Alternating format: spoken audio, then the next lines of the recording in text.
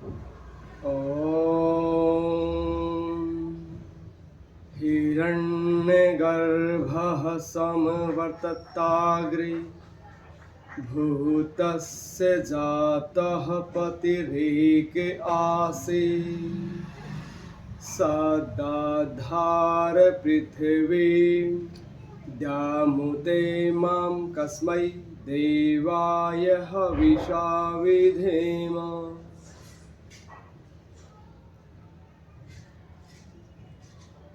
हे पूर्ण परमात्मा,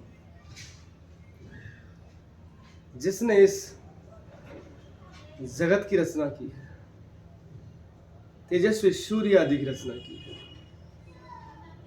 और आगे भी करेगा, जो वर्तमान में भी उपस्थित है और इस जगत के पूर्व भी उपस्थित था।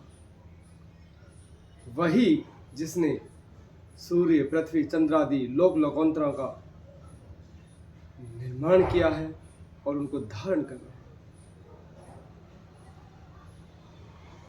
वही इस जगत का एक अद्वितीय पति परमेश्वर ईश्वर है। हम सबको केवल और केवल उसी की उपासना बड़े ही प्रेम से, भक्ति से, श्रद्धा से करनी चाहिए। आप सभी को सादर नमस्ते जी। मैं राजेश कुमार आर्य, प्रशिक्षु शास्त्री, दलित उद्धार सभा भारत से। आज का जो ये वीडियो है बहुत ही महत्वपूर्ण है। आप बिल्कुल बुद्धिपूर्वक जुड़े रहिए।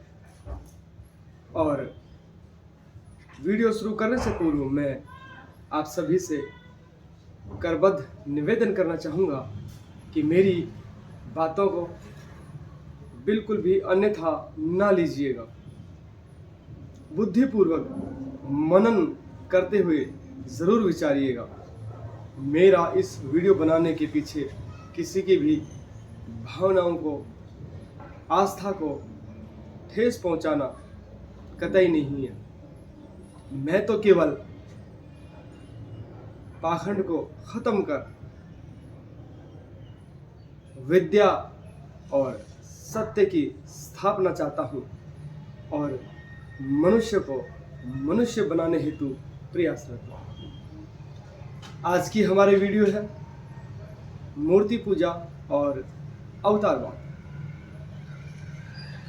क्योंकि इस संसार की लगभग 80% जनसंख्या किसी न किसी रूप में मूर्ति की पूजा करती है।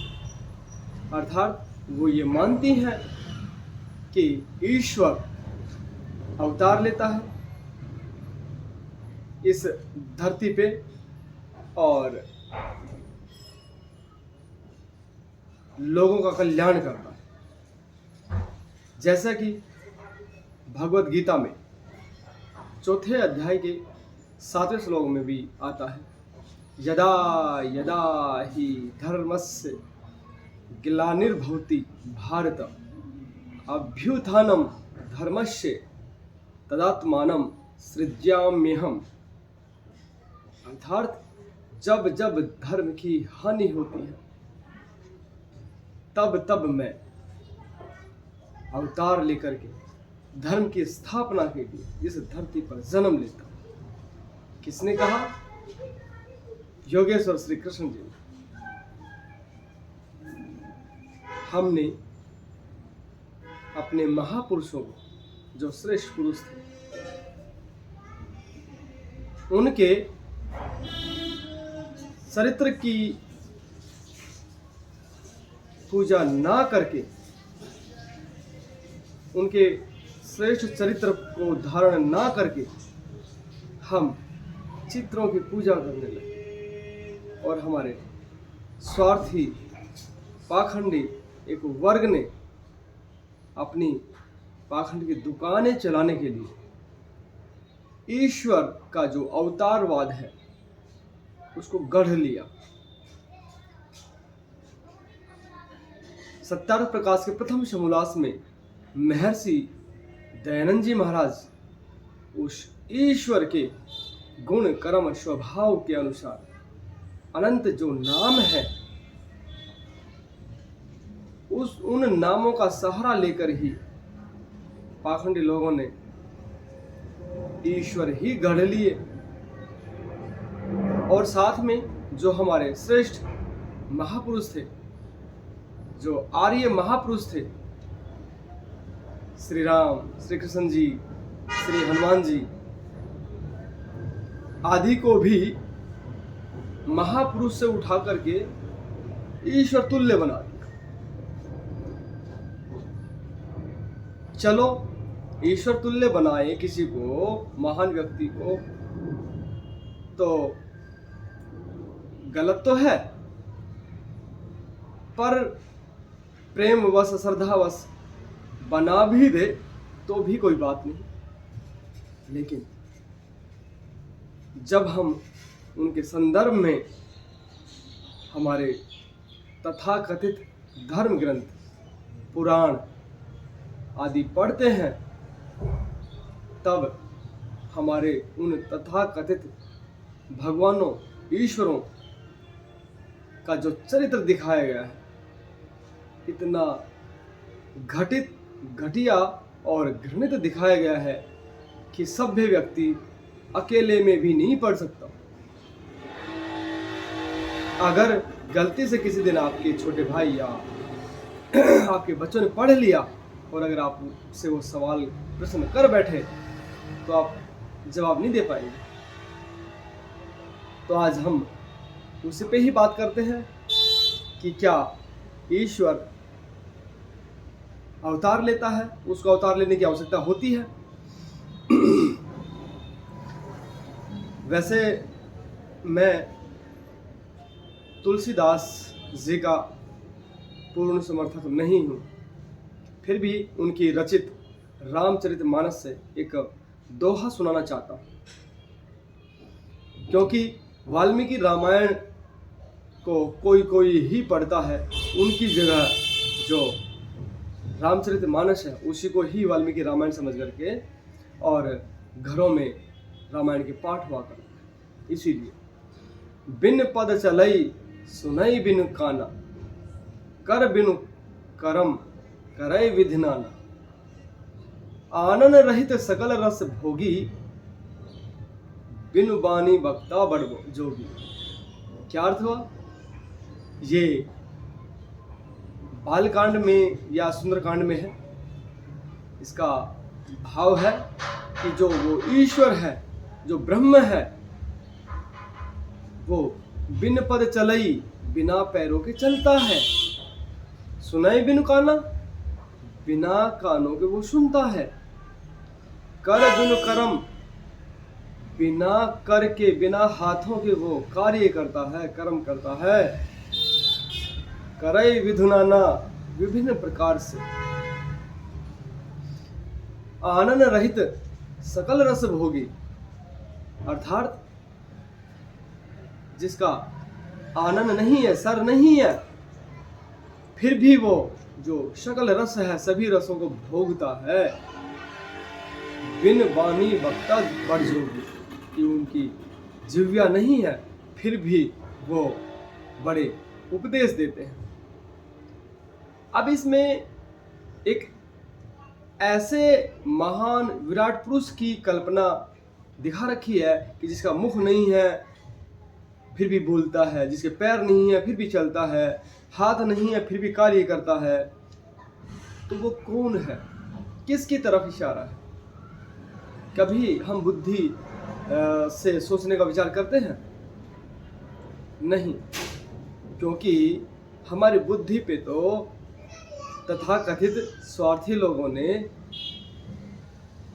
ताला लगा दिया। उन्होंने कहा है कि धर्म और ईश्वर केवल और केवल आस्था का विषय है, इसमें कोई प्रश्न नहीं करना। और जहां इनकी कहानी अटक जाती है, रुक जाती है, आगे नहीं बढ़ पाती, क्योंकि कहते हैं कि असत्य के पैर नहीं होते, झूठ के पैर नहीं होते। कहीं न कहीं जाके रुक जाएगा। लेकिन इन पाखंडियों ने उसका भी एक रास्ता निकाल लिया कि जहाँ इनकी कहानी रुकती है तो वहाँ पे वरदान, श्राप, चमत्कार, लीला इत्यादि शब्दों की सहायता से कहानी को मोड़ देते हैं, एक नई दिशा दे देते हैं। हमारी बुद्धि पे ताला लगा दिया और कहानी को आगे बढ़ा दिया। और हम भी आज सब के सब जैसा वहां से महाराज बोलते हैं, धर्म के ठेकेदार बोलते हैं, हम उनको स्वीकार कर लेते हैं, कभी विचार नहीं करते। चलो, हम मानते हैं कि जो ईश्वर है वो सर्वशक्तिमान है। संभवतः आप भी सब ऐसा ही मानते होंगे। सर्वशक्तिमान वो होता है जो अपने किसी भी कार्यों में किसी दूसरे की या किसी संसाधन की, किसी साधन की मदद ना ले। अर्थात जैसे अगर मैं लाइट को मुझे बंद करना तो स्विच दबाना पड़ेगा, स्विच का मैंने उपयोग किया, उसके साथ में मैंने उंगली का उपयोग किया। अब सोचो कि मैं बिना हाथ लगाए ही अगर मैं लाइट को बंद कर दूं तो सामने वाला कहेगा कि वाह यार, आपने तो बिना हाथ लगाए कर दिया। क्योंकि जैसे अगर मैं स्विच पे हाथ लगा के करूंगा तो कोई कहेगा कि हाँ यार, ये तो कोई भी कर देगा, तो सामान्य बात है। वैसे ही ईश्वर है, वो जो भी कार्य करता है उसमें किसकी मदद लेता है। जैसे ये शरीर भी एक साधन है, इस शरीर की सहायता से, इस हाथ की मदद से, पैर की मदद से, इन आंखों की मदद से मैं बोल पा रहा हूँ, इस मुख की मदद से। मुख ना होता तो, या कोई चिपका दे, सील दे, तो क्या मैं बोल पाऊंगा? नहीं बोल पाऊंगा। मेरी आंखों को कोई बंद कर दे और काली पट्टी बांध दे तो मैं बिना आंखों के क्या देख पाऊंगा? नहीं देख पाऊंगा। हाथ ना हो तो मैं कोई कार्य नहीं कर पाऊंगा। तो ये संसाधन है हमारे। लेकिन सर्वशक्तिमान वही होता है जिसको इस शरीर की भी आवश्यकता ना पड़े।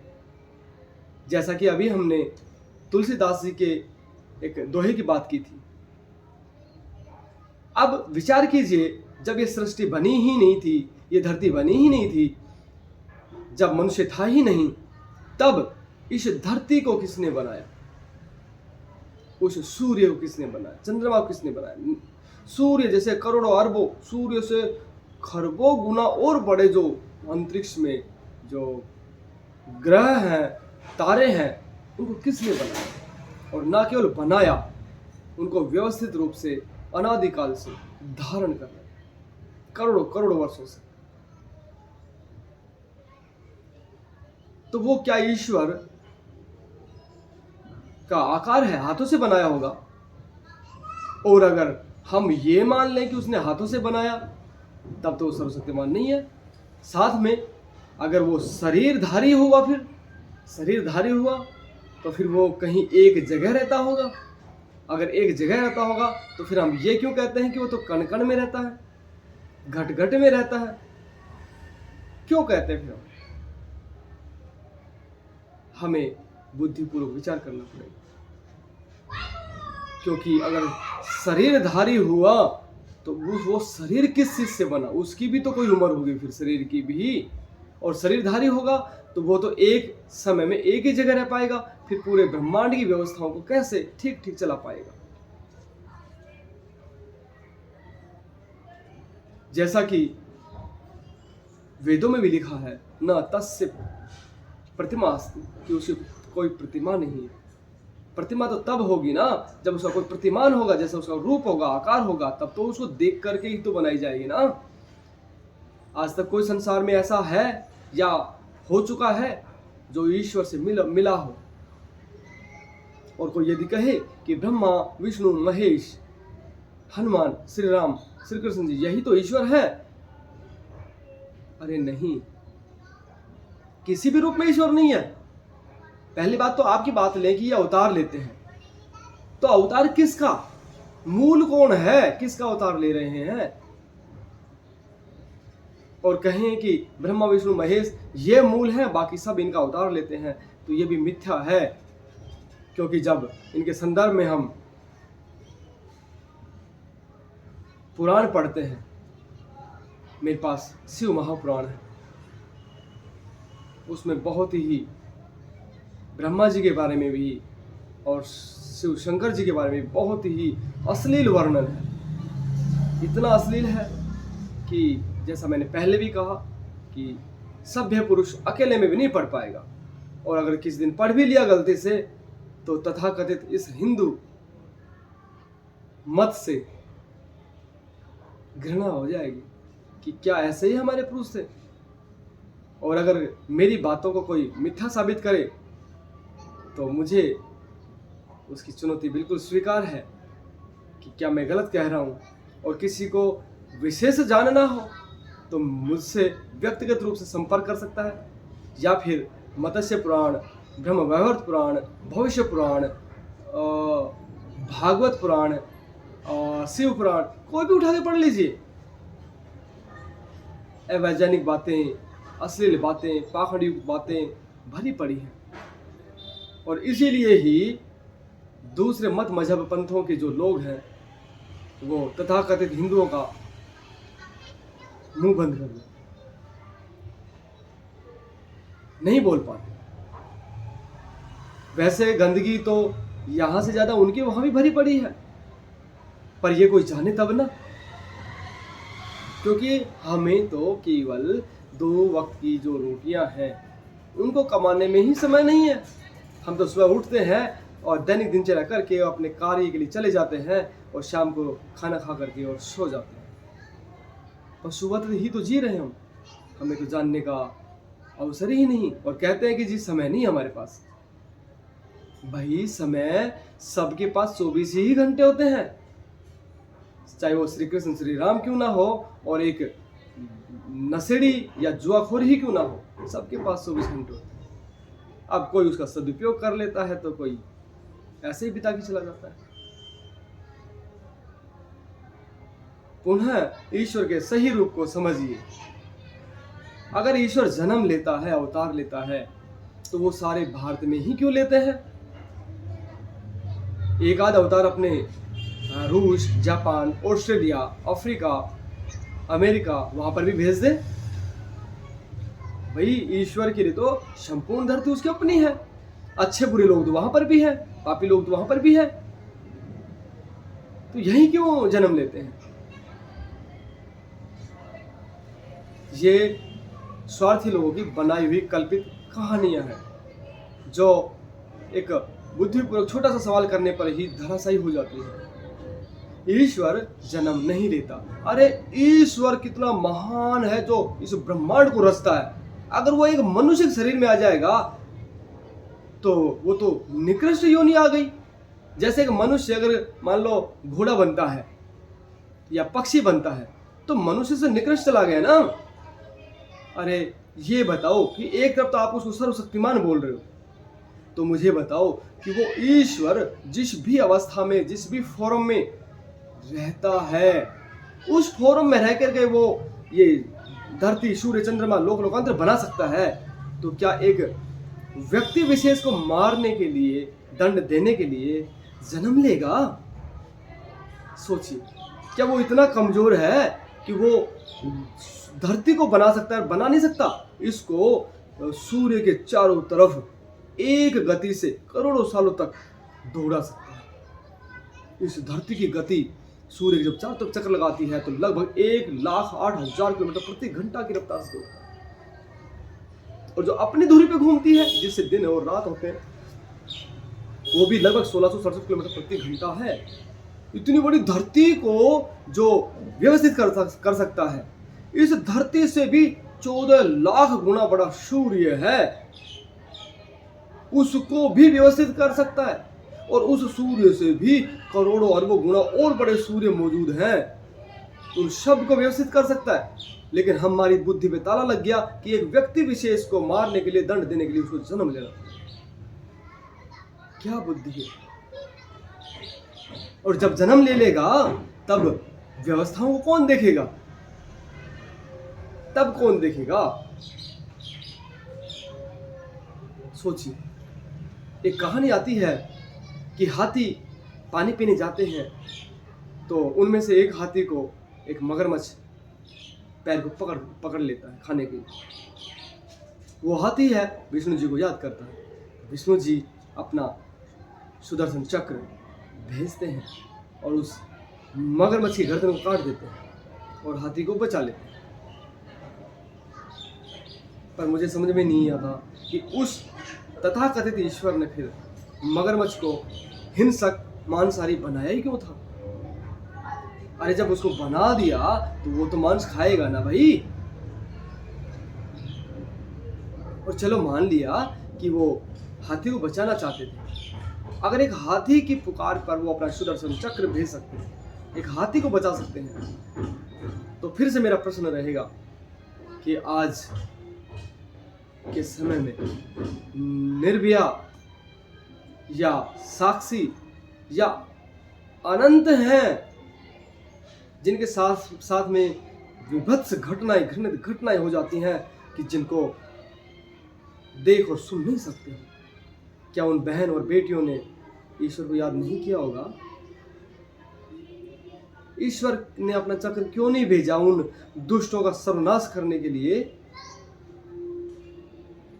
क्यों जिंदा गलत कार्य करके और जला देते हैं? अभी राजस्थान की घटना है कि एक छोटी सी बेटी थी, उसके साथ में गलत कार्य करके और जिंदा आग की भट्टी में डाल दिया, जला दिया उसको, बेचारी को कोयला बना दिया।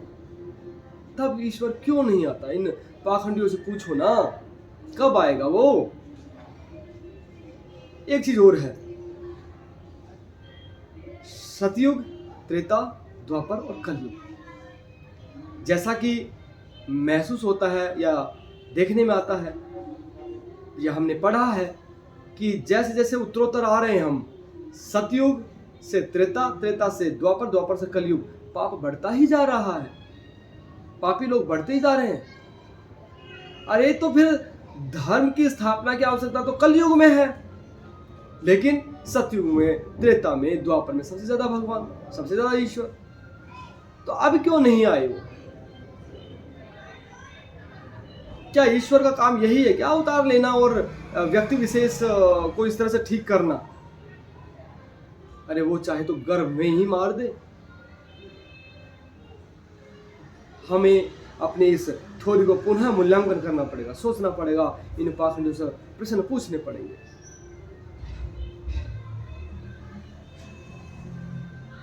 ईश्वर अगर अवतार लेता तो कभी भी गलत कार्य होते ही नहीं। हमेशा डरता, जो गलत कार्य करने वाले हैं वो डरते। लेकिन अवतार लेना ईश्वर का कार्य नहीं है। ईश्वर के केवल 5 कार्य हैं। सबसे पहला, इस सृष्टि का निर्माण करना। दूसरा, स्थिति अर्थात पालन करना, चलाना इस सृष्टि को। तीसरा, सभी जीवों को उनके कर्म अनुसार जन्म देना। चौथा, उनको कर्म अनुसार मृत्यु देना। और पांचवा है, उनको कर्मों के फल ठीक ठीक दे करके इस पुनर्जन्म की व्यवस्था को बनाए रखना। उस ईश्वर ने हमें स्वतंत्र कर दिया कर्म करने में, बुद्धि दे करके और ज्ञान दे करके। मातृमान पितृमान आचार्यमान पुरुषो वेदा, अर्थात सबसे प्रथम में वेद, उसके बाद में आचार्य, उसके बाद में माता और पिता, गुरु, उसके बाद में भी अगर कोई ना इनका लाभ ले पाए, कोई दुर्भाग्यशाली हो जो जिनको इनका लाभ ना मिल पाए, तब कम से कम आत्मा तो है, क्योंकि आत्मा सत्य और असत्य का जानने वाला है। हम गलत करें सही करें, हम स्वयं जिम्मेदार हैं। सुख और दुख हमारे स्वयं के कर्मों का मिलता है हमें। तो इसको आप बुद्धिपूर्वक समझिए कि ईश्वर जन्म नहीं लेता, अवतार नहीं लेता। अरे वो तो अजन्मा है, सर्वंतर्यामी है, कण कण में विद्यमान है, अजर अमर अभय नित्य पवित्र और सृष्टि करता है वो। ईश्वर के स्वरूप को ठीक ठीक समझिए, क्योंकि इन पाषंड लोगों ने हमें भ्रमित कर दिया। अब दूसरे विषय पे आते हैं, मूर्ति पूजा। पहली बात, जब ईश्वर अवतार ही नहीं लेता, जन्म ही नहीं लेता, तो मूर्ति हम किसकी बनाएं? चलो फिर भी हमने मूर्तियां बनाई और मूर्ति की पूजा की। वैसे तो मूर्ति की पूजा करनी चाहिए, लेकिन उससे पहले हमें इस पूजा का मतलब भाव समझना पड़ेगा कि पूजा कहते किसे हैं, पूजा करते कैसे हैं। यत्र नार्यस्तु पूजन्ते रमन्ते तत्र देवता, यत्र तास्तु न पूजन्ते सर्वस्रा।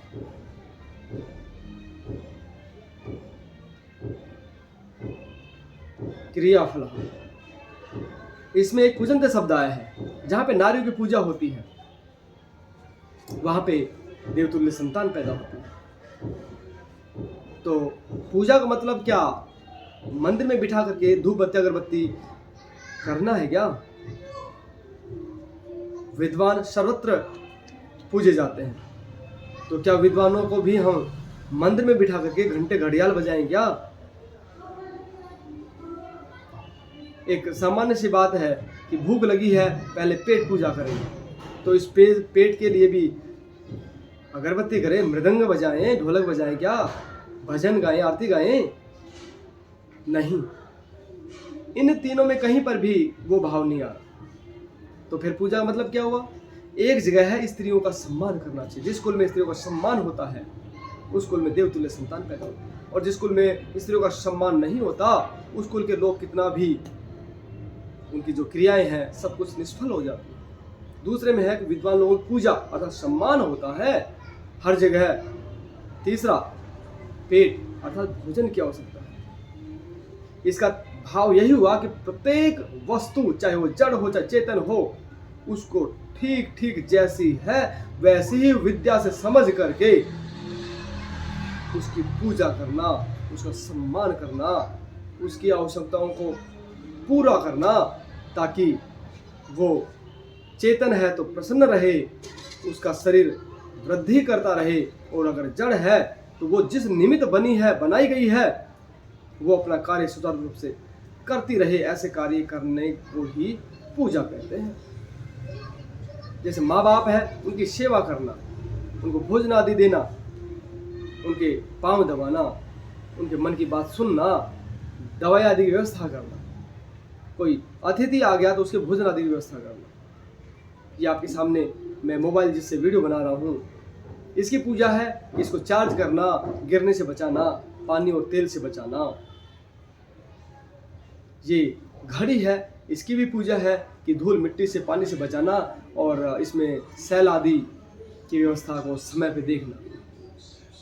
वैसे ही, ठीक वैसे ही मेरे पीछे आप मूर्ति भी देख रहे हैं और तस्वीर भी देख रहे हैं, इनकी भी पूजा होती है और पूजा करनी चाहिए। लेकिन जैसा करते हैं अगरबत्ती धूप बत्ती, या फिर हम हाथ जोड़ कर उनसे मांगते हैं, ऐसा कदापि नहीं। महात्मा बुद्ध जी की तस्वीर जो मूर्ति है उसकी पूजा कैसे है कि मेरा बेटा आया और उससे पूछा कि पापा जी कौन है ये, तब मैं बताऊं इनके चरित्र के बारे में, इनके कार्यों के बारे में, इनके श्रेष्ठता के बारे में। ऋषि दयानंद जी की तस्वीर है, कोई पूछे कि ये कौन है, तब मैं बताऊं कि ये वो महान व्यक्ति है, अंधकार में सूर्य हैं, जिन्होंने इस राष्ट्र की जनता को ना केवल डूबने से बचाया बल्कि तैरना भी सिखाया। वो हमारे बाबा साहब डॉक्टर अम्बेडकर जी हैं, जिन्होंने अपने समाज के लिए सर्वस्व बलिदान कर दिया, अपना शरीर, अपने बच्चे, अपना परिवार, सब कुछ। ये है इनकी पूजा। अब इनकी अगरबत्ती लगाऊंगा क्या? डॉक्टर अम्बेडकर ने खुद कहा था कि मेरी पूजा मत करो। ऋषि दयानंद ने भी यही कहा था कि मेरी अस्थियों को किसी खेत में फैला देना, नहीं तो भोले ये हिंदू क्या पता मंदिर बना ले और पूजा करने लग जाए। इन बातों को समझिए ठीक ठीक। चलो अब हम आते हैं मूर्ति पूजा पे। हमारे यहाँ पे हमेशा चरित्र की पूजा होती थी, लेकिन पहले तो महापुरुषों को ईश्वर तक लेके गई, दुकान चलाने के लिए। और अपना स्वयं का जो ये पाखंडी लोग थे, पाखंडी वर्ग था, इन्होंने अपना चरित्र तो उज्जवल कर नहीं पाए, श्रेष्ठ कर नहीं पाए, हमारे महापुरुषों के पद चिन्हों पे चल नहीं पाए। और जो जो कुकर्म, गंदे कार्य, अधार्मिक कार्य इनको खुद स्वयं करना था, इन घटिया लोगों ने, इन स्वार्थी लोगों ने उन महापुरुषों को ही घटिया दिखा दिया, ताकि कोई अगर इनको गलत कहे तो ये कहेंगे जी हम तो वैसा कर रहे जैसे श्री कृष्ण जी ने किया था। क्या किया था? नहाते हुए के कपड़े उठाते थे और बोलते थे कि बाहर निकल के आओ तब दूंगा। शर्म को भी शर्म आ जाए। हमारे श्रेष्ठ पुरुषों का, पूर्वजों का यही काम था क्या? और इसको भी बचाने के लिए कहानी बना दी कि वो तो शिक्षा देना चाहते थे कि भाई कलयुग में बाहर नहीं नहाना चाहिए।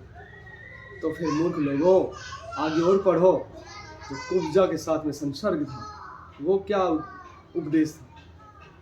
जो गोपियों के साथ में जो उन्होंने रासलीला रचाई, कभी पढ़ना, वो क्या था? और ये पूछोगे ये गोपियां कौन थी?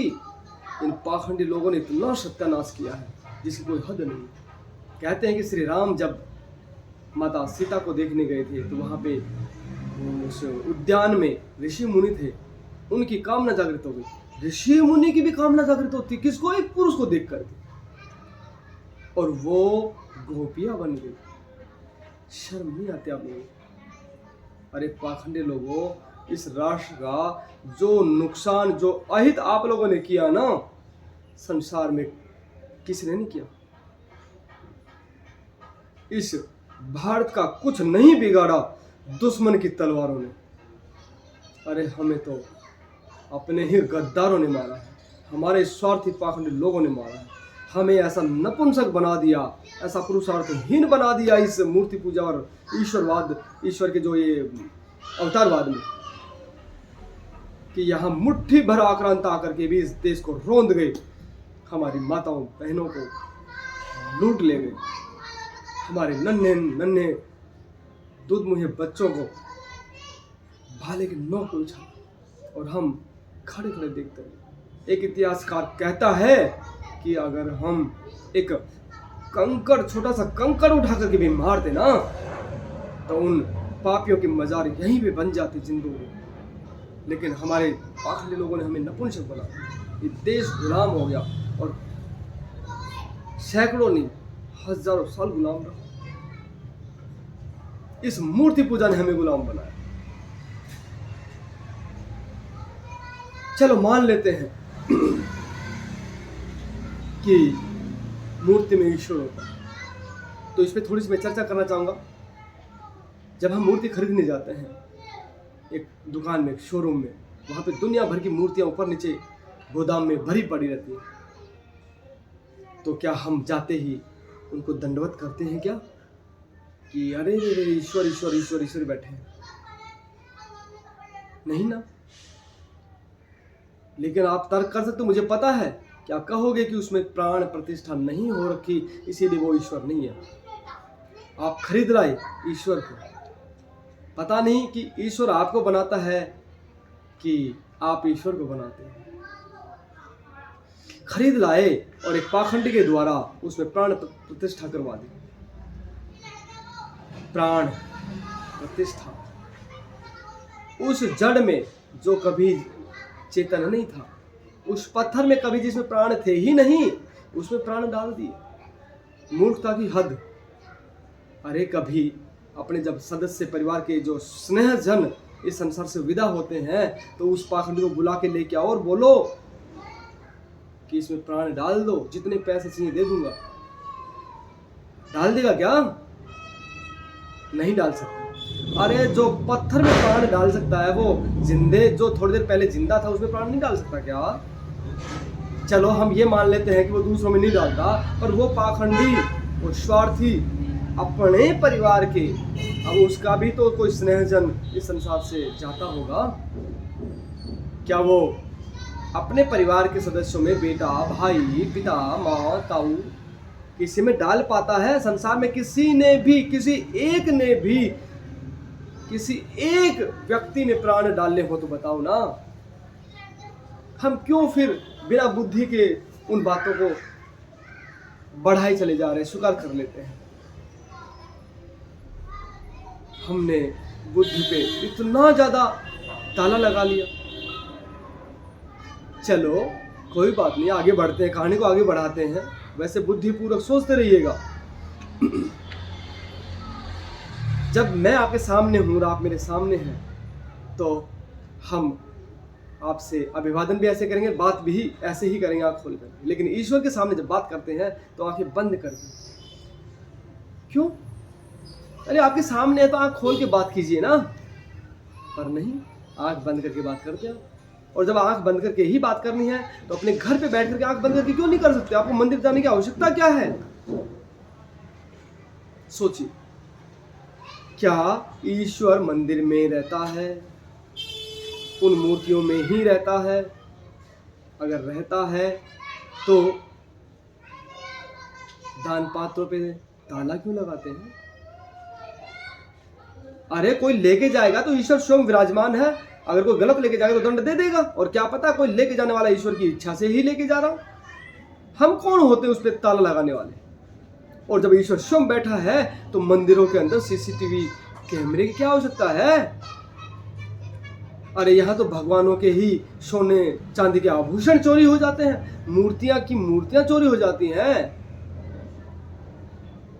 कभी ईश्वर उनको रोकता नहीं है, स्वयं की भी रक्षा नहीं कर पाता। अगर ईश्वर ही है तो, और इससे भी बढ़कर आज जो जो ईश्वर के स्थान है, चाहे वो किसी भी मजहब के क्यों ना हो, सब जगह कई बार ऐसी घटनाएं न्यूज में आ चुकी हैं कि वहां पर भी कुकृत्य होते हैं। ईश्वर ने आज तक एक भी कुकृत्य को रोका क्या? अरे इस मूर्ति पूजा ने हमें कितना जड़ बना दिया, कितना बुद्धिहीन बना दिया। जब हमें यह समझा दिया गया कि ईश्वर कहाँ है? मंदिर में है। जैसे मान लो कि आप मेरे साथ में हो और मैंने दारू पी रखी है और आप मुझे लेके गए कि आ जाओ, चलो राजेश। मैं चला गया और आप मंदिर में चले गए तो मैं बोलूँगा आपसे कि नहीं नहीं यार, मैंने 2 घूंट पी रखी है, आप चले जाओ अंदर मंदिर में। क्या बिठा दिया दिमाग में कि ईश्वर कहाँ है? मंदिर में, बाहर नहीं है, इसीलिए तो मैंने आराम से पी ली। अरे पाखंडियों, अगर ये समझाते कि ईश्वर तो सर्वत्र है, कण कण में है, आप चाहे अच्छा काम करो बुरा काम करो, सब कुछ वो देखता है। उसके कैमरे तो वो कैमरे हैं जो लाखों करोड़ों सालों में भी मिटता नहीं है जब तक उसका फल ना भोग लिया जाए। अरे ये सीसीटीवी कैमरे तो कुछ भी नहीं है, लेकिन हम इन सीसीटीवी कैमरों से डरते हैं, ईश्वर के कैमरों से नहीं डरते। क्यों? क्योंकि इन पाखंडियों ने हमें बताया कि ईश्वर तो मंदिर में बैठा है। तो बाहर हम जब कुछ कुकर्म करना होता है तो देखते हैं कि कोई नहीं देख रहा और तुरंत कर बैठते हैं, या कुंडी लगा करके आराम से कर लेते हैं अंदर। और इन पाखंडियों ने एक बात और समझाई हमें कि तुम कितने भी गलत कार्य करो, पाप करो, फुल छुट्टी है। बस जब प्रायश्चित का आपका मन करे तो ब्राह्मणों को जिमा दो, रोटी खिला दो, मंदिर में पूजा कर लो, सोमवार के व्रत रख लो, गंगा जी में स्नान कर लो, आपके पाप धुल जाएंगे। अरे यहाँ तक कि ये तक कहा गया कि ये पुराण जब पढ़ लेना कोई व्यक्ति तो जन्मों जन्मों के पाप कट जाते हैं। जिन पुराणों में अश्लीलता घटिया बातें भरी पड़ी हैं उनके पढ़ने से पाप कट जाते हैं। और जब पढ़ने से पाप कट जाएंगे, ब्राह्मणों को भोजन कराने से पाप कट जाएंगे, गंगा में नहाने से पाप कट जाएंगे, तो मैं पाप क्यों ना करूं? इन पाखंडियों ने हमें कहीं का नहीं छोड़ा। विचार कीजिए, हम मूर्ति ले आए, पूजा की, साल 2 साल में जब वो पुरानी हो जाती है या टूट जाती है तो क्या करते हैं? हम उसको पीपल के पेड़ के नीचे रखते हैं। अब उसको भोजन कौन देगा? भोग कौन लगाएगा? उससे बातें कौन करेगा? क्योंकि हमें इन पाखंडी लोगों ने समझाया कि जब मूर्ति खंडित हो जाए, पुरानी हो जाए, तो उसको घर में नहीं रखते, उसको बाहर निकाल देते। क्योंकि फिर नई मूर्तियां कैसे खरीदेंगे, इनका व्यापार कैसे चलेगा। मूर्ति को बाहर निकाल दिया। सोचो कोई घर का सदस्य है, उसका हाथ पैर कट जाए, किसी दुर्घटना में उसका चेहरा बिगड़ जाए, खंडित हो जाए वो, तो क्या उस व्यक्ति को भी हम घर से बाहर निकाल करके पीपल के पेड़ के नीचे रखे आएंगे? अरे जब तक उस व्यक्ति की सांसें चलेंगी, धड़कन चलेंगी, हम उसको बचाने के लिए अपना अंतिम प्रयास पूरा करेंगे, उसकी सेवा करेंगे। जब एक मनुष्य को हम बाहर नहीं छोड़ सकते, तो उस ईश्वर को जिसकी हम कभी उस स्तुति करते थे, पूजा करते थे, जिससे हम मांगते थे, उसको हम पीपल के पेड़ के नीचे कैसे छोड़ सकते? और वहां पे पता है आपको क्या होता है? इसको आप अपना आस्था पे आघात मत मानना, सत्य है, और आप स्वयं देख लेना, कुत्ते पेशाब करते हैं वहां पे, शर्म नहीं आती आपको? अरे कभी वो ईश्वर था, फिर उस पर कुत्ते पेशाब कर, क्या वो ईश्वर था? क्या चीज निकल गई उसमें से जो ईश्वर नहीं रहा वो?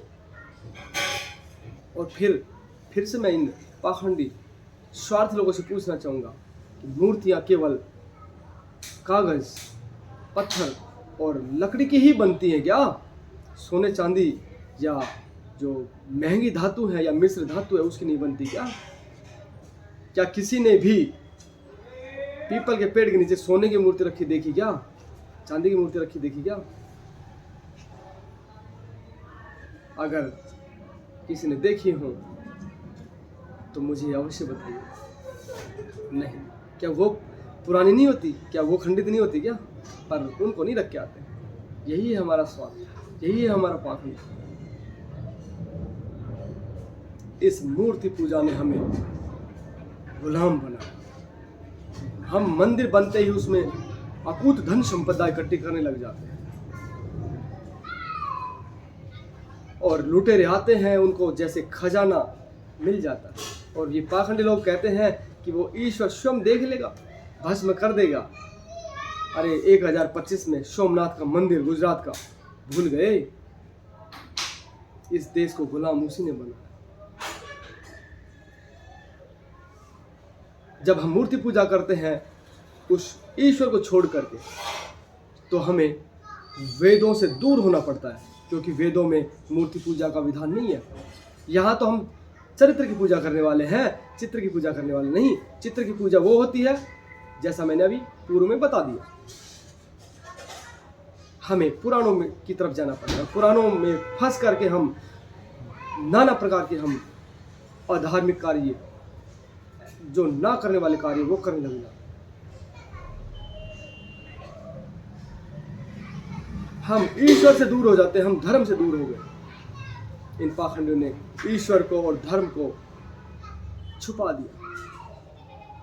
ईश्वर की जगह दुनिया भर के भगवान खड़े कर दिए हमें बांटने के लिए। और आज तो मंदिर मंदिर नहीं है।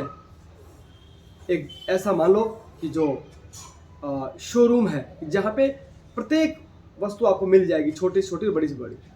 जैसे बिग बाजार होते हैं, बचत बाजार होते हैं। क्योंकि इनको पता है कि जो शिव जी की पूजा करता है, अगर हमने राम का मंदिर बनाया तो राम के मंदिर में पैसे नहीं चढ़ाएगा। जो राम की पूजा करता है वो कृष्ण जी की मूर्ति के सामने पैसे नहीं चढ़ाएगा। तो इन्होंने क्या किया? इन्होंने सारे भगवानों को ही क्रम से बिठा दिया कि सामने वाला व्यक्ति आएगा, किसी एक को तो जरूर चढ़ाएगा। अरे आपने 100 रुपये दान किए, शंकर जी उन पैसों का क्या करेंगे? श्री कृष्ण जी क्या करेंगे उन पैसों का? लेकिन वो स्वार्थी पाखंडी जो पुजारी है, वो पैसे आप कहीं भी चढ़ाओ, शाम को दान पात्र में तो उसी के पास आने हैं। एक चीज और बताऊंगा, ये सृष्टि किसकी बनाई हुई? उस ईश्वर की। तो उस इस सृष्टि की प्रत्येक चीज भी उस ईश्वर की ही हुई। तो एक चीज बताओ यार, मैं आपके घर में आऊं और आपके घर में आकर के आपकी ही कोई वस्तु उठाऊं, आपके ही घर से कुछ भी, चम्मच, मोबाइल, गिलास, जो मुझे दिखाई दे, और मैं आपको ही दान करूं कि लीजिए, आपकी ही वस्तु आपको ही दान करूं, आप प्रसन्न हो जाएंगे? अरे ये सृष्टि उस ईश्वर की है, हम उसको क्या दान कर सकते हैं, क्या दे सकते हैं, और हमारे देने से वो क्या प्रसन्न होगा? वो तो सदा आनंद में रहता है, सच्चिदानंद स्वरूप है वो। आप पुनः ईश्वर के ठीक ठीक स्वरूप को समझिए, उसकी ठीक ठीक विधि से उपासना कीजिए, क्योंकि वेदों में और मनुस्मृति में लिखा है, जो वेद निंदक है वही नास्तिक है। जो वेदों की आज्ञाओं को नहीं मानता वही तो नास्तिक है, वही तो अधार्मिक है। आज धर्म के ठेकेदार और धर्म के जो स्थान है बढ़ते ही जा रहे हैं, और आम जो मनुष्य है वो भी धार्मिक कार्यों में बढ़ चढ़ के भाग ले रहा है। यानी देखने को तो धार्मिक चीजें बढ़ रही हैं, लेकिन जो धर्म है, धृति क्षमा दमास्ते शोचमिंद्र निग्रह धीर विद्या सत्यमय क्रोधो दशकम धर्म लक्षणम, कहाँ है ये?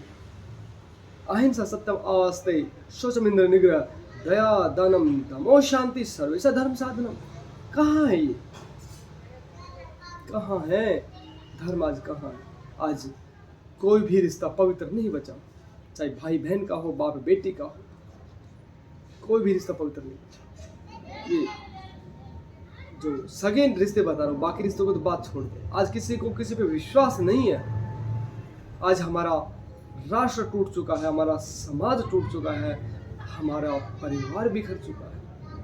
अरे सोचे तो सही कि हम क्या सही दिशा में जा रहे हैं क्या? क्या इसीलिए ही परमात्मा ने बुद्धि दी थी क्या, कि केवल हम इस पेट भरने लायक पैसे कमाते रहें और एक दिन इस दुनिया से नमस्ते करके चले जाएं? उस ईश्वर को जानिए, वो सर्वशक्तिमान, सर्वंतर्यामी, वो अजन्मा, नित्य, पवित्र, एक, चेतन, अजर, अमर, अभय, नित्य, पवित्र और सृष्टिकर्ता है। और उसकी जो उपासना है, उसकी जो पूजा है, उसकी स्तुति है, केवल उसी की करनी चाहिए, और वो है वैदिक संध्या उपासना, पंच महायज्ञ। अगली वीडियो में हम इनके बारे में भी अवश्य बताएंगे। ईश्वर को ठीक ठीक जान करके ही हमारा कल्याण हो सकता है। तो आप बहुत समय से मुझे सुन रहे हैं, धैर्यपूर्वक, इसके लिए आपका बहुत बहुत धन्यवाद है। पर मनुष्य वही होता है जो मननशील, तर्कशील, विवेकशील है। तो बुद्धि से आप सोचिए, विचार कीजिए कि क्या ईश्वर जन्म लेता है, अवतार लेता है क्या?